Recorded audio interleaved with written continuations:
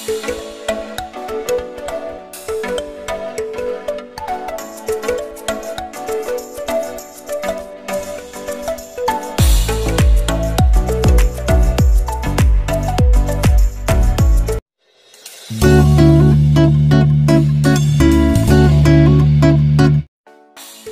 araw mga ka-AgriGuide. Welcome po ulit sa channel namin at welcome po sa Malaya Integrated Farm. Dito po matatagpuan sa Barangay Malaya, General Luna, Quezon Province. So sa episode po na ito, ipapakita namin kung paano at magkano ang pagpapagawa po namin ng bahay kambingan. Ito po ay merong flooring sa ilalim, concrete flooring. At meron po siyang kanal na nakadiretso po doon sa ginawa naming septic tank. So ang purpose po ng concrete na ito ay para po madali po siyang linisin. At kung mapapansin nyo po, naka-slope po siya ng papunta po sa kanal. So yan po, magkabila. At sa gitna naman po ay flat lang.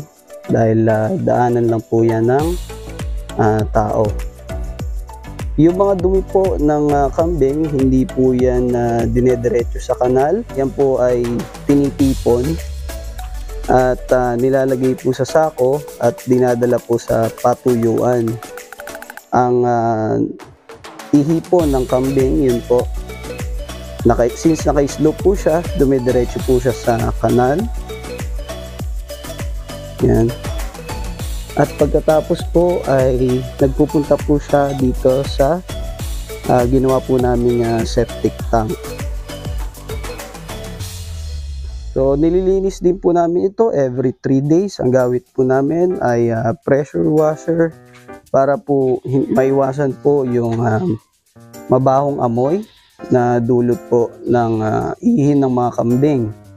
So, ang ilalim po niya ay mga around 6 feet ang taas po mula sa concrete post para po hindi po nalalanghap ng mga kambing ang dumi na nilalabas po nila. Ang ginamit po namin mga kahoy dito ay puno po ng nyog. So, ito po ay mga coco lumber.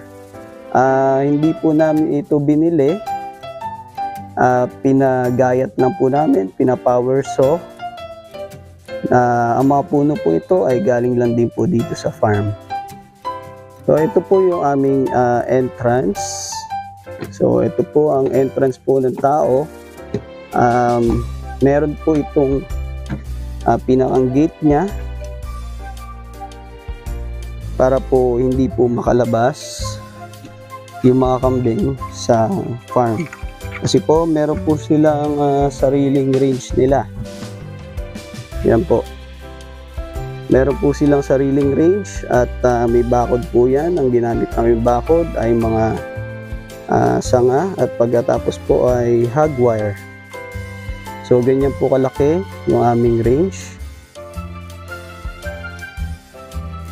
Ang mga kambing po namin dito ay 32 heads na mga kambing, 20 lalaki at mga upgraded po sila.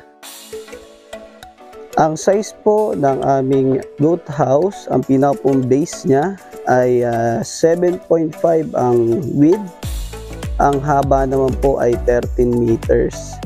Plus, meron po kaming parang pinakang walkway po sa gilid niya na 1 meter po. Ang purpose po ng walkway na ito ay para po hindi po namin kailangan pumasok sa kanilang mga kulungan para po magbigay ng feeds. So yan po, nilalagay lang po namin dito ang mga feeds o di kaya yung mga forages na galing po sa aming mga pangungumpay. So dito po sa gitna, yan, meron po kaming walkway din. Sukat po nito ay 1 meter din. Ang taas naman po dito sa gilid ay 6 feet din po. 6 feet or 6.5 feet nandito po sa gilid. Nga pong flooring ay slab po ng nyog. Yan. Yan. At ito naman po yung daan ng mga kambing papunta po sa range. Yan po. So dito po sa aming cage, meron po silang kanya-kanyang cubicle. Depende po kung ano ang halimbawa po dito po ay yung pong aming ganador o yung barako namin. Diyan po nakakulong. At nandito naman po yung mga grupo, yung mga dumalaga. So depende po kung ano pong class nila. Meron din po kaming bagong anak na kambing. Ito po. Ito po ay native. At meron po siyang sariling pinaka-brooder niya.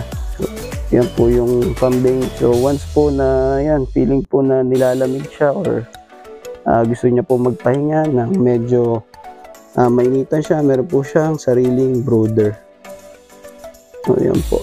So sa roofing naman po namin, kung mapapansin niyo po, meron po kaming nilagay na insulation. Yan, naka-insulation po siya para po mabawasan po ang init na galing po sa yero. Ang yero po na ginamit dito ay rib type na isa po sa mga nagpamahal. Pwede po tayong gumamit ng mga ordinaryong kubong lang na mas makakatipid po. Nakaparlina po namin ay mga coco lumber lang din. Ito pong plastic matting na to ay hindi po katulad ng sa mga sa aso po. Ang sukat po nito ay 2 feet by 4 feet. Ang presyo po ng aming pagkakabili dito ay 305 pesos ang isang piraso. At ang wall naman po na aming pong ginawa dito ay mga kawayan. Pero double po ito, kabilaan. Meron po sa labas at meron din po sa loob. So ang purpose po niyan para po hindi masyadong tagusan yung hangin, para po hindi ginawin naman ang ating mga kambing. Pong area na ito ay parang laboring area ng mga anak po na kambing. So pagka po nanganak, meron po kami naka-standby na dito na brooder para po hindi po lamigin ang bagong anak na kambing. Kung mapapansin nyo po sa gitna po ng aming goat house ay meron din po kami pasingawan. So ganyan po yung design ng aming kambingan since naka-insulation na po siya at pagkatapos meron pa po siyang pasingawan sa gitna. Nasa gayon po hindi po mainitan yung ating mga kambing. So dito po sa loob, napaka-presko po dito. Mga kawayan, pagkatapos po ang bubong. Although naka-rib type po na bubong siya, pero may insulation naman po.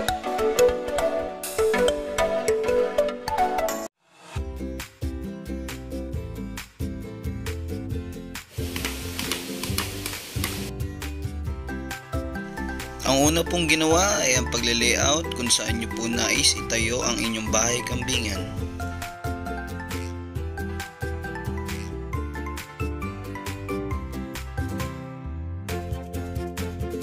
Ang sumunod naman po ay paghuhukay para po sa magiging footing at concrete post ng ating pong bahay kambingan.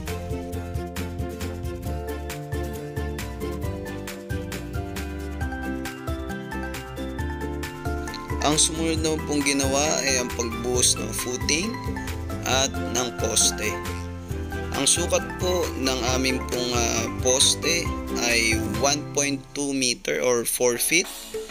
At ang lapad po ng aming footing ay 80 cm by 80 by cm.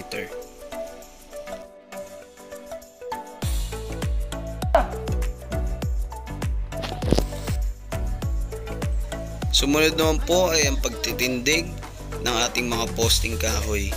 Ang sukat po ng ating posting kahoy ay 6 inches by 6 inches. Yung pong mga nasa gilid na poste, ang taas po niyan ay 13 feet. Ang nasa gitna naman po ay 18 feet.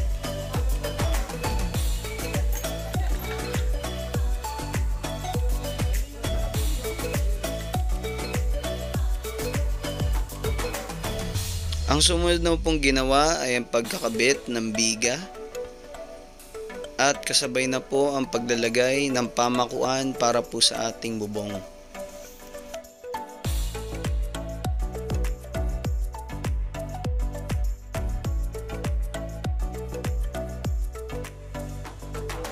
Nang matapos na po ang pamakuan para sa bubong ay sinimulan na rin po ang pagkakabit ng bubong.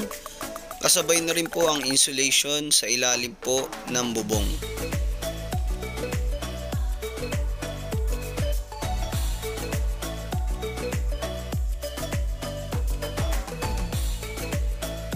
Sumunod na pong ginawa ay ang paglalagay ng biga at pamakuan para po sa ating magiging flooring.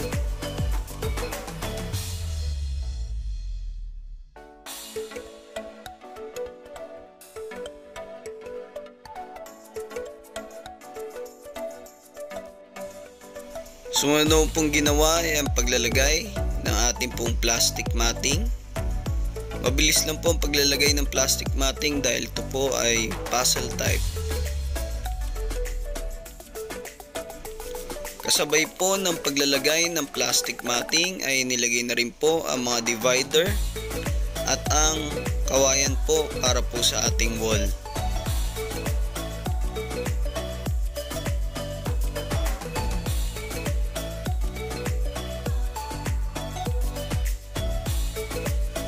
Sunod naman pong ginawa ay ang pakainan o ang feeders para po sa ating mga kambing.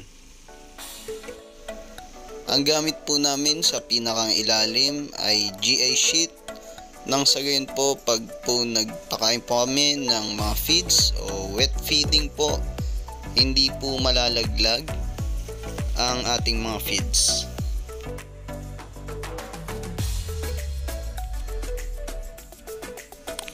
Sumunod naman pong ginawa ay ang pagko-concrete flooring. Ang kapal po ng aming pong buhos dito ay 3 inches at wala na po itong bakal dahil dumi lang naman po ng kambing ang babagsak dito.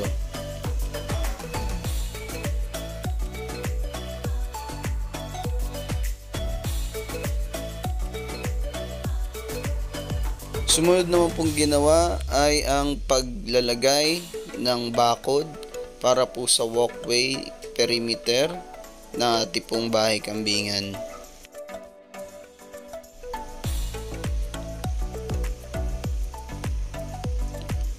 Sumunod naman pong ginawa ay ang hollow blocks para po sa kanal.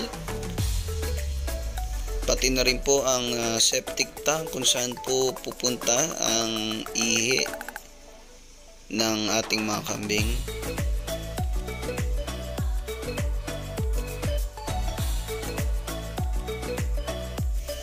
Huli pong ginawa itong hagdan, access para po sa ating bahay kambingan. Ang kahoy po na ginamit namin ay malatubig kung saan ito po ay matibay sa araw man po o sa ulan. Ito po ang listahan ng mga materyales na amin po mga nagamit. Kasama na rin po ang gastos namin sa labor. Ang total po na amin po nagastos sa project na ito ay mga 230,000. Dito po kasi sa listahan, hindi ko po naisama ang kanal, septic tank, at yung mga ginamit pong palatpat para po sa ating wall. Hanggang dito na lang po ang episode namin na ito. Maraming po salamat sa inyong panonood. Sa mga bago po sa channel, huwag niyo pong kalimutan na mag-like at subscribe po sa aming channel. Nang sa gayon po, lagi po ay updated dito po sa aming farm, dito po sa Malaya Integrated Farm, located po sa Barangay Malaya, General Luna, Quezon Province. Hanggang dito na lang po. Happy farming po sa lahat. Paalam!